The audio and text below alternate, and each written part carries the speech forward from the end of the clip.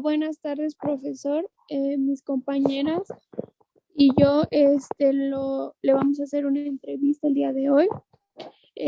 Las voy a presentar mi compañera Tania Berenice, Paola Yamilet y su servidora Carla Yadira.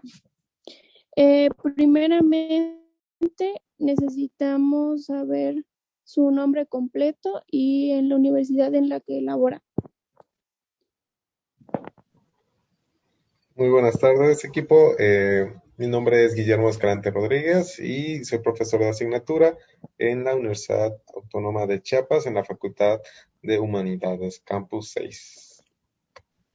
Y la primera pregunta es, ¿qué ¿No? dificultades ha tenido al enfrentarse en impartirles clases a sus estudiantes que hablan una lengua diferente a la suya?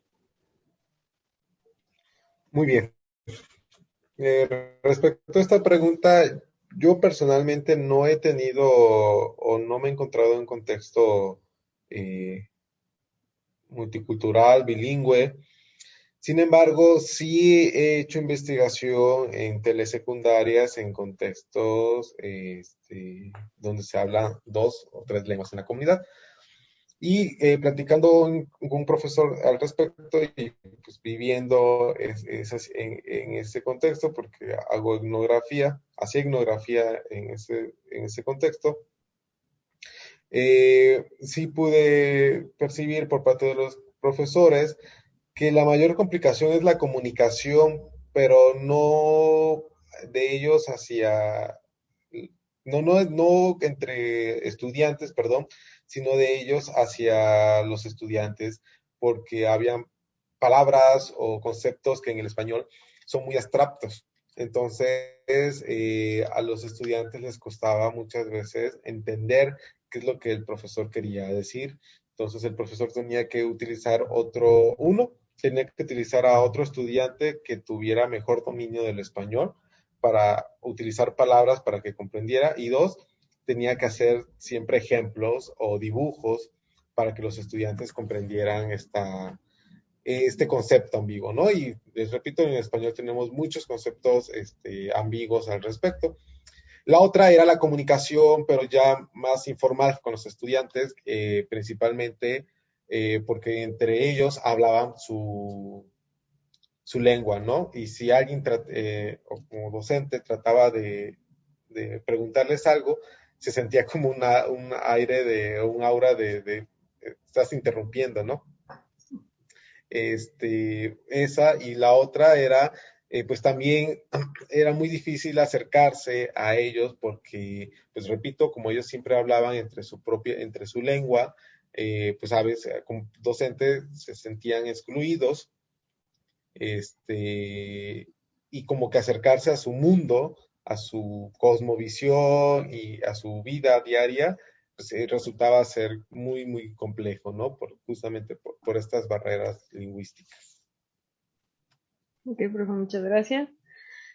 La siguiente pregunta es, ¿cómo es el mundo real dentro del aula al momento de dar sus clases? Porque pues muchas personas piensan que el papel del maestro solo es llegar y dar clases, pero en realidad va más allá, ¿no? Sí, cada salón es un organismo, cada grupo es diferente, cada tiene una dinámica, una forma de trabajar, una eh, personalidad, vamos a llamarlo. Así, cada grupo es una personalidad muy distinta. Entonces, como docente, uno hace su planeación, por ejemplo, ¿no? Y dice, vamos a hacer esta actividad.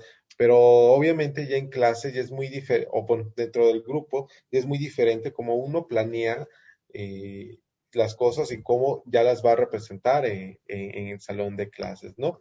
Entonces creo que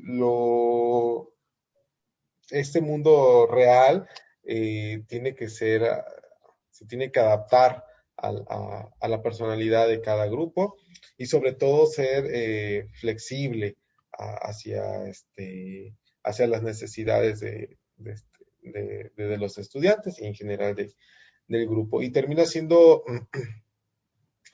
contrastante, pero divertido. Bueno, yo lo veo así porque uno va aprendiendo constantemente, ¿no? Puedo tener ahorita los 4 grupos que tengo, los 4 son totalmente distintos, con formas de trabajar muy distintas, con reacciones. Puedo hacer la misma pregunta y la misma actividad, eh, y los 4 van a reaccionar de forma muy distinta, ¿sí? Entonces, creo que eso es parte del mundo real y de lo que uno se encuentra como docente. Ok, profe, la pregunta siguiente sería, ¿cómo influye la cultura en su práctica docente? Muy bien. Eh, yo tengo una formación, yo soy psicólogo de formación y tengo una formación en una escuela conductista.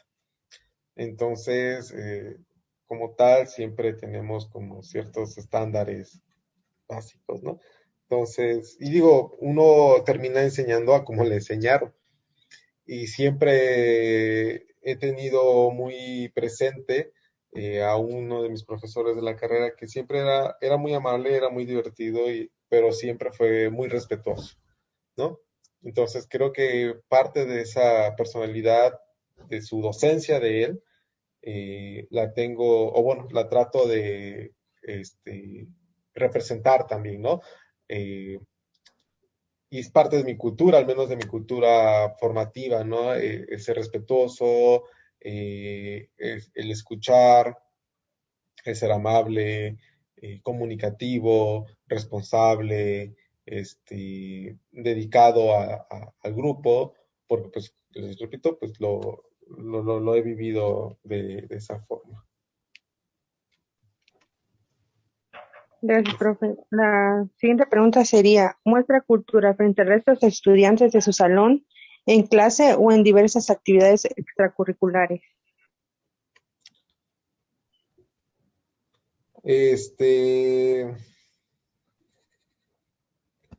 Sí, fíjate, me cambié algunas cosas, pero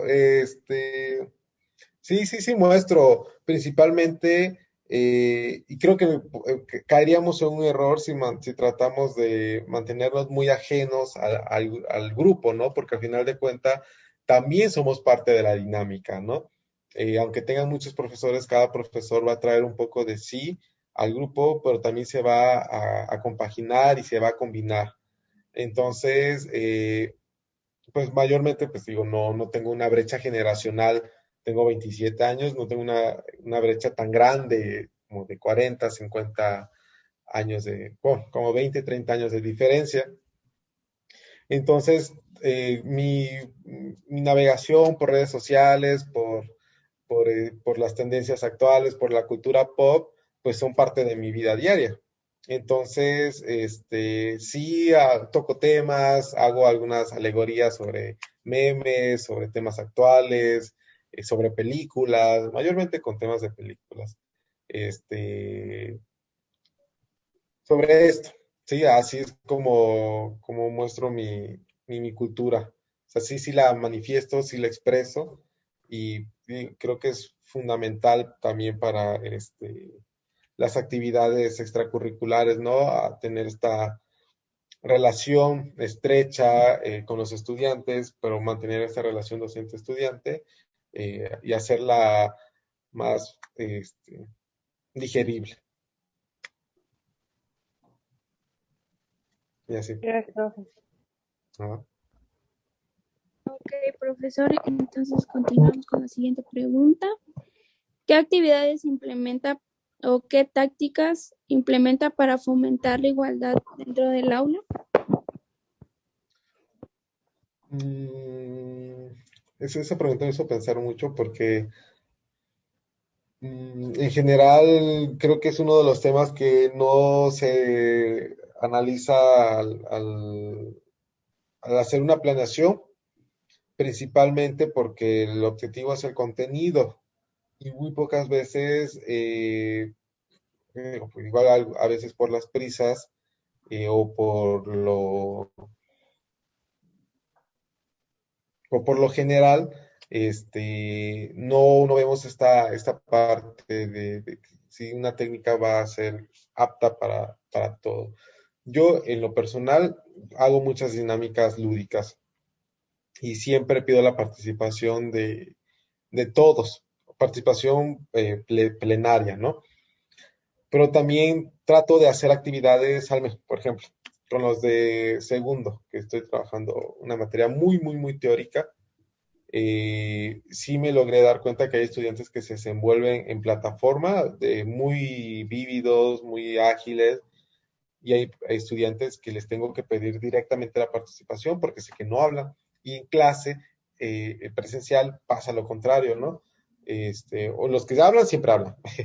Y algunos que no hablaban también se desenvuelven, pero los que son tímidos siempre van a mantenerse tímidos, ¿no? O tienen alguna característica diferente. Entonces, lo que procuro hacer es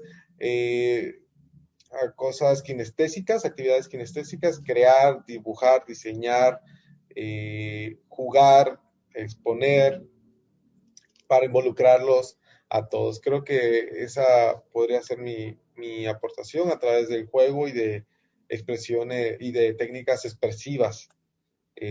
Puedo incluirlos a todos.